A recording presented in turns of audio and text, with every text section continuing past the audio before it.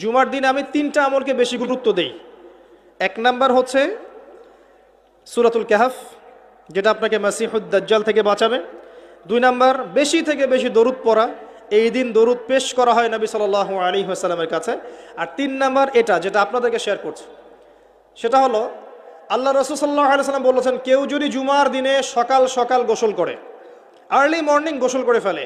একদম ফরজ গোসলের মতো, এবার সবচেয়ে উত্তম কাপড়টা পরে, নোংরা কাপড় না, বেস্ট কাপড়টা পরে, আতর খুশবু ব্যবহার করে, সুগন্ধি ইউজ করে,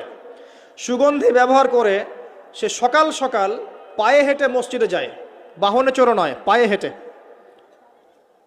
মসজিদে গিয়ে ইমাম বয়ান খুতবা শুরু করার আগেই মসজিদে চলে গেছে, ইমামের কাছাকাছি বসে, কাউকে কষ্ট দেয় না, ইমাম খুতবা দিচ্ছে সে চুপচাপ শুনছে, কাউকে কষ্ট দেয় না, এমনকি পাশে কেউ কথা বলে তাকে এতটুকু বলে না চুপ কর।